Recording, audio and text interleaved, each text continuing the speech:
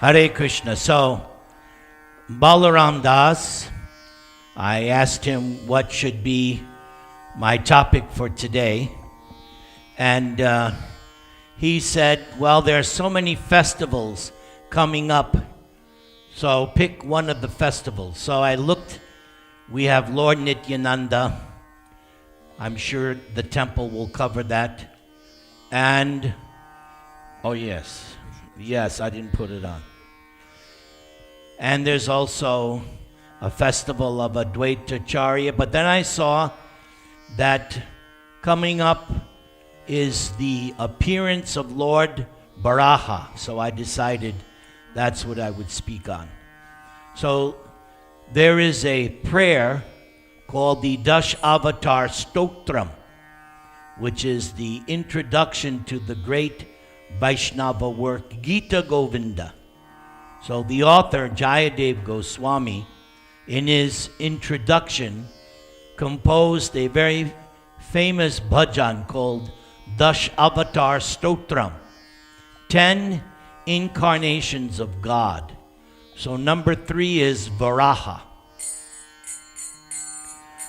Vasati dashana shikare dharani tavalagna shashani kalanka kalevani magna keshavadrita shukara rupa jai jagadisha hare jai jagadisha Hare Jaya Jagadisha Hare Keshavadrita Varaha Rupa. Everybody, Jaya Jagadisha Hare Jaya Jagadisha Hare Jaya Jagadisha Hare. One more time.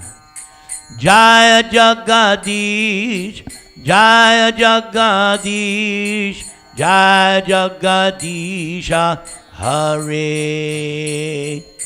Jaya Jagadish, Jaya Jagadish, Jaya Jagadisha Hare. So, in each verse, he describes the one of the 10 incarnations, but the last line is always Keshavadrita, because the author wants us to know whose incarnations are there. So he's putting in each verse Keshavadrita. These Dash avatars are incarnations of Krishna. And the name he used, everybody say Keshava. So it has 3 meanings. One meaning, there was once a demon, a horse demon, that Krishna killed, the Keshi demon. So that's one reason why Krishna has this name. Everybody, Keshava. Then another meaning, Krishna's hair is very, very soft and fine. So that's another meaning of this name. What's that name? Very good. Then the third meaning, the one I like the most, the one who controls Lord Brahma and Lord Shiva. Yes, I like that very much. So he says, O Keshava, O Lord of the universe. We have the Lord of the universe here. His name is Jagannath. Everybody say. O Lord, Hari. Everybody say. You have assumed the form of a boar. All glories to you. The earth, which had become immersed in the Garbhodaka ocean at the bottom of the universe, sits fixed upon the tip of your tusk like a spot on the moon. So, in my studies, and Dravida will concur, there are 2 appearances of Varaha. Am I correct? Shweta Varaha and the other one's red? Rakta. Very good. So, in the Bhagavatam, Maitreya Muni is telling this pastime of Varaha to Vidura in the 3rd canto. So it seems that Maitreya merged both the red and the white in telling his narration. Why he did that, we would have to ask him. But unfortunately, not possible. But suffice it to say, the two specific portions of the narration, the Mother Earth, or the planet Earth, had fallen down into the bottom of the Garbhodaka ocean. This universe, according to our Vedic scriptures, the universe is like a coconut with layers, 7 layers covering, each one 10 times thicker, each one 10 times subtler. Half the universe is filled with the perspiration of Garbhodakashayi Vishnu, because all the universes generate from the breathing of Mahavishnu. So when he breathes out, all the universes are generated. We're talking material universes. And then Mahavishnu enters into each particular universe as Garbhodakashayi Vishnu.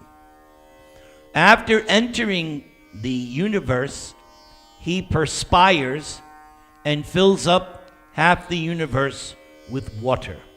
And therefore it is known as Garbhodaka. Then the Lord lies down on his serpentine bed, Anantashesh. Everybody say. And he generates a golden lotus from his navel. And sitting on top of that golden lotus is the first born creature, Aja, Lord Brahma, Son of God.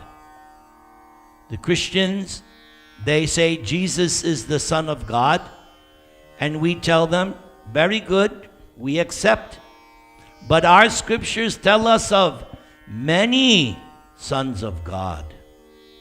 So, this Brahma, directly born from God, Garbhodakashayi Vishnu is God, and Brahma is born directly without the help of Lakshmi. He told Lakshmi, you take rest. I will generate Brahma directly myself. So therefore, he has this name, Aja, unborn, meaning he has no mundane mother or father. His mother and father is Garbhodakashayi Vishnu. So, once upon a time, as all good stories begin, but this is not a story. This is not Harry Potter. We are talking history, or his story. God's story is known as history. So once upon a time, Mother Earth, or the planet Earth, fell to the bottom of the Garbhodaka ocean. And the great Manu, Swayambhuva, who had been generated from the body of Lord Brahma, he asked his father, please, you save the earth, because Manu is in charge of protecting the earth by giving good laws. So he asked Brahma, the earth has fallen, please, you must do something to deliver the earth. So Brahma thought, what to do now? He didn't have a Google or a cell phone. But Brahma does not need, because he is the reservoir of all knowledge. Brahma knows so much. So as he was thinking, how am I going to do this? he felt something in his nose. What? And out came a tiny boar. Very tiny, the size of a thumb. And came out of his nostrils and then started to expand to gigantic universal proportion. And he shook, and from the hairs of his body, water came off, and it blessed the rishis and sages, and they accepted it. Oh, this is very auspicious. And Lord Varaha, everybody say, he dove into the depths of the Garbhodak ocean, and he found Mother Earth lying at the bottom.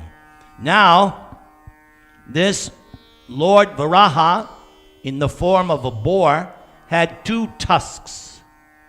And so he scooped the earth up with his tusks and brought earth back and placed it on top of the Garbhodak ocean, and then invested it with a special potency so that it would remain floating on top of the Garbhodak ocean. And then the Lord fought with Hiranyaksha, the first demon. Lord Brahma is the first living being, and this Hiranyaksha is the first demon. You might know his brother, his famous brother, Hiranyakashipu, who we hear about every year because he was slain by another incarnation of Krishna known as Nrsingadev. Everybody say. Yes, we all know that pastime, don't we? We know that. All devotees love that pastime of Lord Nrsinga. So in this Hiranyaksha, he did everything he wanted to do just to please his brother Hiranyakashipu. He did everything. So he defeated so many devatas. And he even went all over the universe looking for people to fight against. He was so arrogant, so proud. He used to carry a mace and challenge. So once he went to the capital of Varuna, Vaibhavari. And Varuna Dev, he is the god of the waters. And in those of you who might know, the Sindhi people, they worship this Varuna. They call him Jhulelal. Anybody ever heard of Jhulelal? I've been to, you know Jhulelal. You know. Because I've been to places, Panama, Chile, where there are many Sindhi people. Many of them, in their homes and the temples, they have this Jhulelal. So I asked them, who is this? I've never seen. They said, oh, that is Varuna Dev. So Hiranyaksha said, I want to fight you. Come on. But Varuna was very smart. He said, oh, I'm too old now. I don't fight anymore. But there's somebody that I know of. He will give you a good fight. He will fight you in such a way that you will no longer ever fight again. And Hiranyaksha was thinking, yes, bring it on. I'm ready to fight this person you're talking about. And he said, yes. And he will appear in the form of a boar. And he will finish you. And Hiranyaksha was laughing. Like all demons do. They laugh. They're so proud of what they have accomplished and what they're about to accomplish. They have so much egotism. They have so much belief in their powers. Yes, Hiranyaksha, he had that belief because he had been given a boon by Lord Brahma, like his brother, invincible. He thought he was invincible. So he searched out this Varaha. And when the Lord was placing the earth back, scooping it up from the Garbhodaka ocean, Hiranyaksha, he challenged. He said, yes, I want to fight with you, O amphibious beast. And Lord Varaha accepted the challenge. And so they fought with tridents, and there was a good fight back and forth. And the fight was going on for a long time, and neither was yielding. The fight was like between equals. It appeared that way. So Lord Brahma and the demigods, they prayed to the Lord, my Lord, the twilight time is coming. And we all know that in the evening, the powers of the demons increase. So you should finish him off now before it becomes too late. So the Lord finally decided to finish Hiranyaksha. And during the fight, Hiranyaksha was doing many weapons, and the Lord was defeating these weapons with his Sudarshan Chakra. And the demon was conjuring up so many different illusions, but the Lord dispelled them. Finally, the Lord, what did he do? How did he kill Hiranyaksha? With his tusks? No.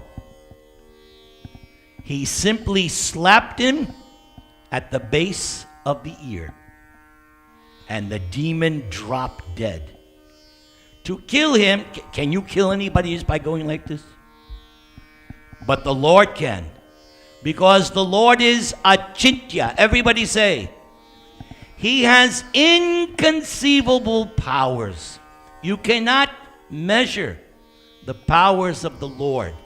They're inconceivable. Achintya. Chintya means to conceive, to think. Achintya, you cannot think. Technical difficulties? That's all right. Nothing phases me. I am Hiranyaksha. So he simply slapped him at the root of the ear. Hiranyaksha dropped dead. Then the Lord pierced him with his tusks. But he didn't have to do that much to kill him. Just, doop, that's all. And all the rishis and sages and devatas, they were so happy. Now we're relieved. Now we can live our lives peacefully. They were so happy. And they glorified Lord Varaha with nice prayers.